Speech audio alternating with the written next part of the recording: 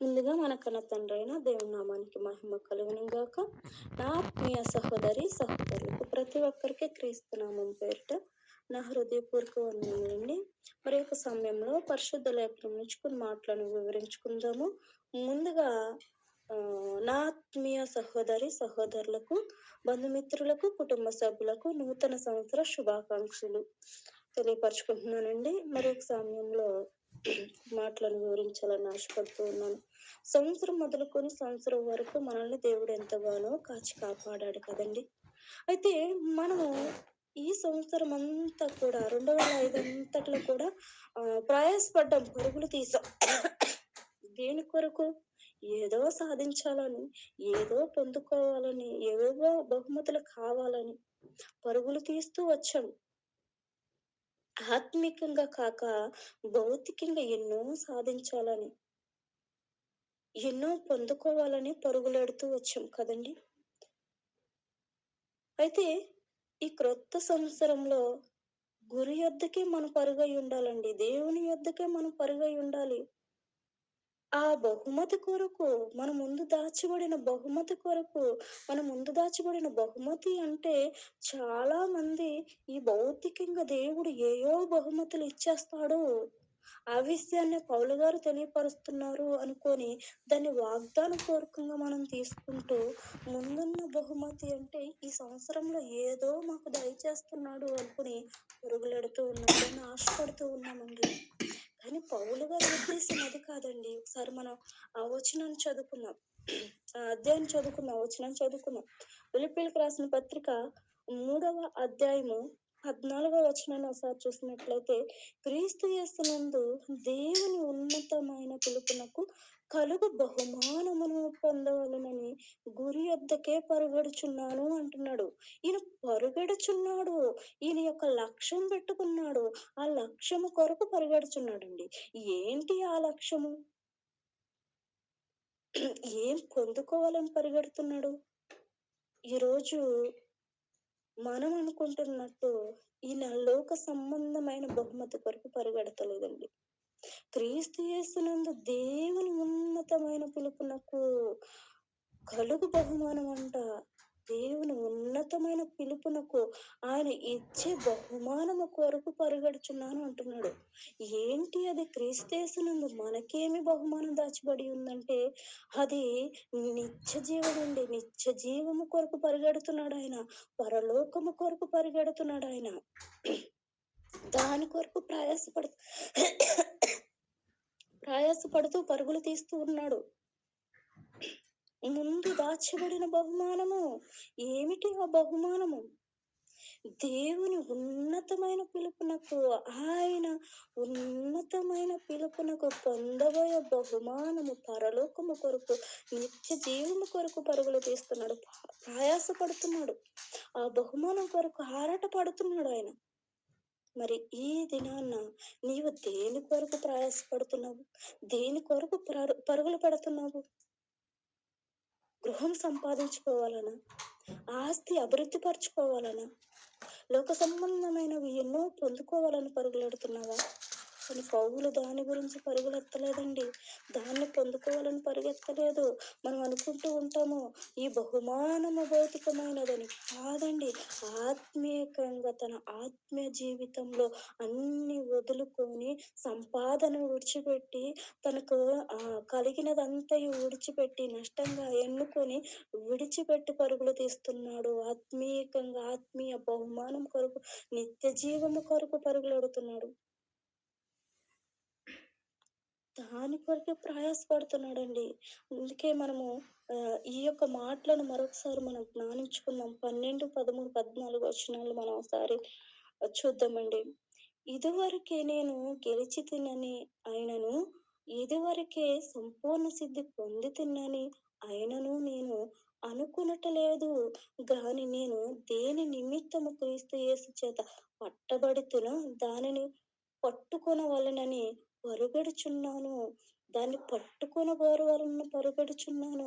సహోదరులారా, నేను దేని వరకే నేను ఇది వరకే పట్టుకొని ఉన్నానని తలంచుకొనును. అయితే ఒకటి చేయుచున్నాను. వెనుక ఉన్నవి మరచి చూడండి. వెనుక ఉన్నవి మరచి ముందున్న వాటి కొరకు ఎగిరిపడుచున్న వేగిరపడుచు క్రీస్తు యేసునందు దేవుని ఉన్నతమైన పిలుపునకు కలుగు బహుమానము పొందవలెనని గురి యొద్దకే పరిగెడుచున్నాను. ఏమంటున్నాడండి ఆయన? ఏమంటున్నాడు?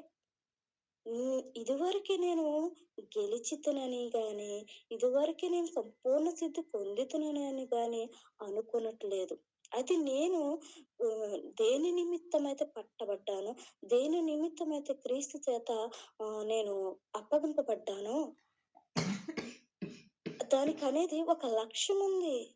నా ముందు ఒక లక్ష్యం ఉంచాడు. దాని నిమిత్తమే నేను పట్టబడ్డాను. అదేంటంటే, అది ముందు నాకు దాచబడిన బహుమానము. సహోదరులారా, నేను ఇదివరకే పట్టుకొని ఉన్నానని తలుచుకోనట్లేదు. నేను అనుకోనట్లేదు. కానీ దీనన్నిటి విషయము కాదు గానీ, నేను వెనుక ఉన్నవి మరిచాను. దేని గురించి? దేని గురించైతే క్రీస్తు చేత పట్టబడ్డానో, దేని గురించైతే క్రీస్తు చేత నేను అప్పగింపబడ్డానో, దేనికైతే క్రీస్తులో నేను ఇదవ్వానో దాని నిమిత్తము నేను వెనక ఉన్నవి మర్చిపోయాను. వెనుక ఉన్నవి విడిచిపెట్టాను. నా లక్ష్యమనేది ఒకటి ఉంచాడు నా పట్ల. ఆ లక్ష్యము నిమిత్తము, ఆ పరలోకము నిమిత్తము, ఆ నిత్య జీవము నిమిత్తము, ఆ బహుమతి నా కొరకు దేవుని యొద్ద ఉంచబడిన ఆ బహుమతి నిమిత్తము నేను పరుగులెడుచున్నాను అంటున్నాడండి. పరుగులెడుతున్నాను దాని నిమిత్తము. తను వెనక ఉన్నవంటే తన వెనకాల ఏమున్నాయి? ఎన్నో ఉన్నాయి. తన వెనకాల ఎన్నో ఉన్నాయి. అధికార బలముంది. ధన బలముంది. ఒక ఉన్నతమైన స్థానంలో తనున్నాడు. వాటినన్నిటినీ ఏం చేశాడండి? విడిచిపెట్టాడు, వదులుకున్నాడు. వెనక్కి తిరిగి చూసుకోలేదు. నా వెనకాల ఎంతో అండబలముంది, ఎంతో కొండ బలముంది, నా వెనకాల అధికార బలముంది అని ఎప్పుడు అనుకోలేదండి. ఎప్పుడు వెనక్కి తిరిగి చూసుకోలేదు తను. తనకున్న ధనాన్ని చూసుకోలేదు, తనకున్న అధికారాన్ని చూసుకోలేదు. గొప్ప అధికారం కలిగిన వాడండి ఆయన. గొప్ప పేరు కలిగిన వాడు. గొప్పగా తను ఎంతగానో అప్పట్లోని తన అధికారాన్ని బట్టి, తన అండబలాన్ని బట్టి, కొండ బలాన్ని బట్టి ఒక అధికారాన్ని పొందుకొని ఒక ఉన్నతమైన స్థానంలో ఉండిన వ్యక్తి పౌలు గారు. వాటినన్నిటిని వెనక ఉన్నదంతటిని విడిచిపెట్టాడు, వదులుకున్నాడు ముందున్న దాని కోసం. నిత్య జీవాని కోసం పరలోకం కొరకు పరుగులు తీసిన వ్యక్తిగా మనం చూస్తున్నామండి. మనము కూడా ఈ దినాన్న ఆలోచించండి. ఈ చివరి దినం ఈరోజు కదండి! చివరి దినం. ఈ దినాన మనం ఆలోచించాలి. రేపు తెల్లారితే నూతనమైన 2026లోకి అడుగు పెడుతున్నాం. 25లో నుంచి 26లోకి వెళ్తున్నాం. ఒకవేళ మనము కూడా అటువంటి వారిగా మనం ఉన్నామేమో. వెనక్కు ఉన్నవి చూసుకొని గర్వించేవారిగా, వెనక ఉన్నవి చూసుకొని మరి నాకేంటి అనే విధంగా ఉన్నవారిగా ఉన్నట్లయితే పౌలు వలె ఏం చేయాలి? వెనక్కు ఉన్నవి ఎప్పుడు చూసుకోకూడదు. మన ముందు మన గురి, మనకు కూడా ఒక గురి, ఒక లక్ష్యం, ఒక ఆశయం అనేది దేవుడు మనకు ఉంచాడు, మన పట్ల ఉంచాడు. దాన్ని ముందుకు సాగాలంటే ఎన్నో వదులుకోవాలి, ఎన్నో విడిచిపెట్టాలి. విశ్వాస జీవితంలో ముందుకు సాగాలంటే మన పితరులు కూడా అలాగే బ్రతికారండి. వాళ్ళని పోలి మనం నడుచుకోవాలి. అందుకని హెబ్రీయులకు రాసిన పత్రికలో ఒక మాట ఉంటుంది చూడండి. 6వ అధ్యాయము 11, 12 వచనాలు. మీరు మందులే కాక విశ్వాసము చేతను, ఓర్పు చేతను వాగ్దానములను స్వతంత్రించుకును వారిని పోలి నడుచుకున్నట్లుగా మీలో ప్రతి వాడును మీ నిరీక్షణ పరిపూర్ణమగు నిమిత్తము మీరు ఇదివరకు కనుపరిచిన ఆ శక్తిని తుదమట్టుకు కనుపరచవలనని అపేక్షించుచున్నాను అంటున్నాడండి. ఇదివరకు ఇదివరకు మన పితరులు నడిచిన వాటి బట్టి మనము ఉండాలంట. వారు ఆ ఫలా ఆ ఒక లక్ష్యాన్ని చేరుకున్నారంటే, వారు అలా పరిగెలెత్తారంటే, వారి విశ్వాస జీవితంలో వారెలా ఉన్నారంట, ఎలా బ్రతికారంట, మందులుగా ఉండకూడదంట. అంటే నిద్రమోతులుగా ఉండకూడదంట, సోమరిపోతులుగా ఉండకూడదంట మన విశ్వాస జీవితంలో. ముందుమూతలుగా కాక విశ్వాసము చేతను, ఓర్పు చేతను వాగ్దానములు స్వతంత్రించుకొను వారిని పోలి నడుచుకొనున్నట్లుగా అంటున్నాడండి. ఎలా అంట? ఓర్పు చేతను మందమతులుగా, నిద్రమూతులుగా, సోమరిపోతులుగా ఉండక విశ్వాసము చేత ఎలా ఉండాలంట మనము? ఓర్పును వాగ్దానము పొందుకున్న వారిని బట్టి మనం వారిని పోలి నడుచుకున్నట్లుగా ఉండాలంటండి. వారు అది పొందుకోవడానికి, అది సాధించడానికి వారేం వదులుకున్నారు? సోమరిపోతుతనాన్ని వదులుకున్నారు. నిద్రమోతుతనాన్ని వదులుకున్నారు. వారు విశ్వాసంలో ముందుకు సాగారంటే ఎంత ఓర్పు కలిగి, ఓర్పు చేత ఆ వాగ్దానమును స్వతంత్రించుకున్నారంట. మనం కూడా స్వతంత్రించుకోవాలంటే దేవుడు మనకు కూడా ఆ వాగ్దానాన్ని ఇచ్చాడండి. ఏం వాగ్దానం అండి? ఈ లోక సంబంధమైన వాగ్దానాలు ఎన్నో తీసుకుంటున్నారు ఈ రోజుల్లో జనవరి ఫస్ట్‌కి. వాటి గురించి మాట్లాడట్లేదండి దేవుడు. ఆ వాగ్దానాల గురించి మాట్లాడట్లేదు. దేని గురించి మాట్లాడుతున్నాడు? దేని గురించి మాట్లాడుతున్నాడు? మన ముందు దాచబడిన దాని గురించి, ఆ బహుమతి గురించి, ఆ నిత్య జీవాని కొరకు మన పితరులు ప్రయాసపడ్డారు. ఎంతగానో ఓపికతో వారు ఆ వాగ్దానాన్ని పొందుకున్నారంట. విశ్వాసము చేత. మీరు నిరీక్షణ పరిపూర్ణమగు నిమిత్తము మనకొక నిరీక్షణ ఉంది. ఆ నిరీక్షణ మనము పరిపూర్ణమగు నిమిత్తము మీరు ఇదివరకు కనుపరిచిన ఆసక్తిని తుదమట్టుకు లాస్ట్ వరకు మధ్యలోనే ఆపేయకూడదండి. మనం చాలా నిర్ణయాలు తీసుకుంటాం ఈ క్రొత్త సంవత్సరంలో. చాలా నిర్ణయాలు తీసుకుంటాం. ఈ చెడుని వదులుకోవాలి, ఈ త్రాగుడుని వదులుకోవాలి, ఈ లోక సంబంధమైనవని వదులుకోవాలి.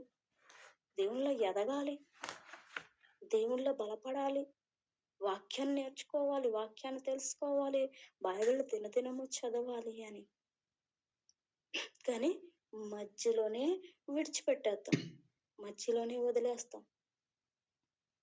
లాస్ట్ వరకు దాన్ని ఆచరించలేం. కాబట్టి మొదట ఏ నిర్ణయం తీసుకుంటున్నామో అది లాస్ట్ వరకు, కడ వరకు కూడా మనము చేస్తూనే ఉండాలి. దాని కొరకు ఎదురు చూస్తూనే ఉండాలి. మీరు ఇదివరకు కనపరిచిన ఆసక్తిని తుదమట్టుకు కనపరచవలనని అపేక్షించుచున్నాను, కోరుకుంటున్నాను అంటున్నాడు. లాస్ట్ దాకా దానిని మీరు చేకూర్చాలి, చెయ్యాలి అంటున్నాడు. ఆ విధంగా ఉండాలండి మనం. ఆ బహుమానాన్ని పొందుకోవాలంటే. అంత తేలిక కాదు. అంత తేలిక కాదు. గురి యొద్దకే మనం పరుగులెడుతున్నాము. మనం పరుగులెడుతున్నది లోకానుసారమైన దాని గురించి కాదు. నిత్య జీవము కొరకు. ఆ నిత్య జీవాన్ని పొందుకోవాలంటే ఆ దేవుడు మనకిచ్చిన ఆ వాగ్దానము ఏదైతే ఉన్నదో నిత్య జీవం అనేదే దేవుడు మనకి తానే చేసిన వాగ్దానం అది. దాని కొరకు మనము ఏం చేయాలంట? దాన్ని స్వతంత్రించుకొనడానికి మనము మన యొక్క పితరులను బట్టి మనకు ముందున ఎంతో మంది విశ్వాసులున్నారు. ఎంతోమంది ఆ వాక్యము నిమిత్తం మరణించిన వారున్నారు. సువార్త నిమిత్తం మరణించిన వారున్నారు. వారి విశ్వాస జీవితంలో తీసిన పరుగులాటలు వారు తుదమట్టుకు లాస్ట్ దాకా కూడా ఆ ప్రయాణంలో కొనసాగుతూనే ఉన్నారు. ఆ విధంగా మనము ఉండాలంటండి. ఆ విధంగా మన విశ్వాస జీవితంలో ముందుకు సాగాలి. పౌలు గారు కూడా అలాగే జీవించాడు. వెనక ఉన్నవన్నీ మర్చిపోయాడు. వెనక ఉన్న స్థితి అంతా విడిచిపెట్టుకున్నాడు. వెనక ఉన్న ఆస్తి, అంతస్తులు, గర్వము, అహంకారంతో కూడి ఉన్న తన స్వభావాన్ని విడిచిపెట్టాడు మొత్తాన్ని. మళ్ళీ వెనక్కి చూసుకుంటే ఒకవేళ ఆ స్వభావం కలిగి ఆ స్వభావంతో ఉంటామేమో. మనము కూడా అలా వెనక్క స్థితిని చూసుకోకూడదండి. వెనక ఉన్న వాటిని చూసి గర్వించకూడదు. గర్వము దేనికి మూలమవుతుంది? నాశనమునకు. సామెతల గ్రంథము 16వ అధ్యాయము 18వ వచనము. నాశనమునకు ముందు గర్వము నడుచును. ఈ సంవత్సరంలో ఈ సంవత్సరంలో మనము వేటును చూసి మన వెనుక ఉన్న విజయాలను చూసి గర్వించామేమో. గర్వంతో కూడిన స్వభావంతో ఉన్నామేమో. ఇక నుంచైనా ఏం చేయాలంట? వాటిని వదులుకోవాలి. వదులుకోవాలి. విడిచిపెట్టాలి. విడిచిపెట్టి పౌలు గారు జీవించిన జీవితం, మన పితరులు బ్రతికిన బ్రతుకు మనలో కూడా చూపించాలి. గురి యొద్దకి మనము కూడా పరిగెత్తాలి. దేవుని యొద్దకు, ఆయన దాచబడిన నిత్య జీవము కొరకు, పరలోకము కొరకు పరుగులు తీసేవారుగా ఉండాలండి. దాని నిమిత్తము పౌలు గారు ఏం మాట్లాడుతున్నాడండి? ఏం మాట్లాడుతున్నాడు? అన్ని విషయములనందు మనము నిమిత్తంగా ఉండాలంట. నిమిత్తంగా ప్రవర్తించాలంట. ఎందుకంటే అక్షయమైన వాటి యందు కాక సారీ అక్షయమైన వాటి యందు కాక అక్షయమైన వాటి యందు ఆ కిరీటమందు మనము పొందుకోవాలని పరుగులు తీయాలంటండి. చూడండి, 1 కొరింథీయులకు 9వ అధ్యాయము 29వ వచనాన్ని చూసినట్లయితే, మరియు పందెమందు పోరాడు ప్రతివాడు అన్ని విషయముల యందు నిమిత్తముగా ఉండును.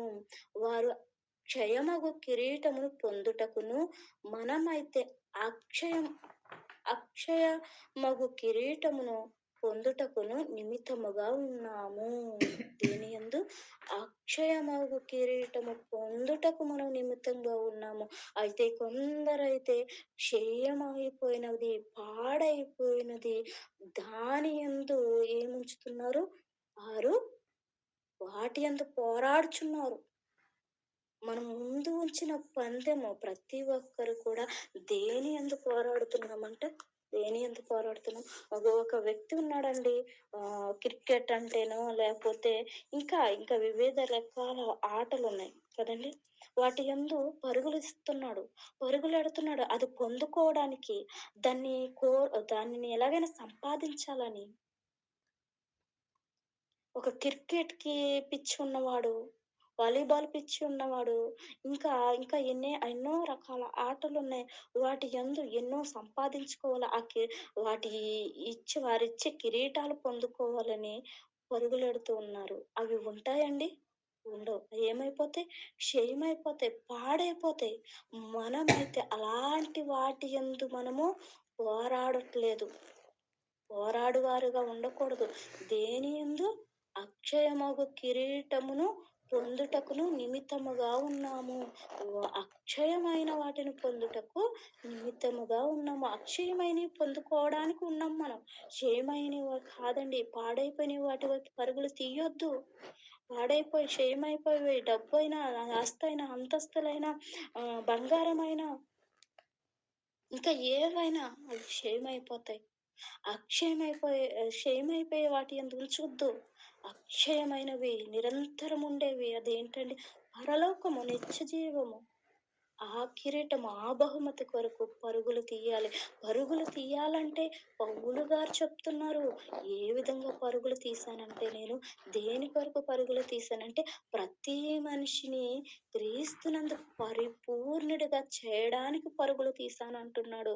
సువార్త పనిలో, వాక్యంలో, దేవునిలో నింపడానికి, దేవునిలో నిలబడడానికి పరుగులు తీశాడండి. చూడండి, కొలస్సీయులకు రాసిన పత్రిక 1వ అధ్యాయము 28వ వచనము.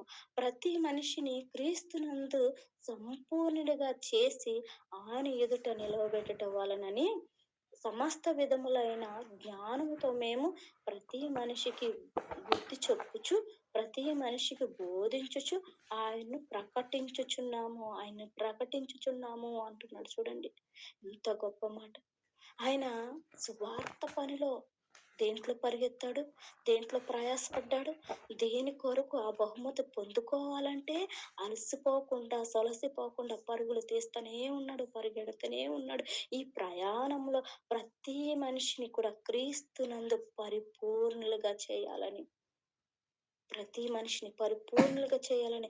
మరి ఈ చివరి దినాన నీవు ఒకసారి ఆలోచించుకో. ఏదో విషయాల్లో పరుగులు తీస్తూ వచ్చావేమో, పరుగులెడుతూ వచ్చావేమో, ఏదేదో పొందుకోవాలని. అది ఏమి కూడా నిన్ను నిత్య జీవానికి తీసుకెళ్ళవు. నీ కుటుంబాన్ని రక్షించలేవు. నీ కుటుంబాన్ని కాపాడలేవు.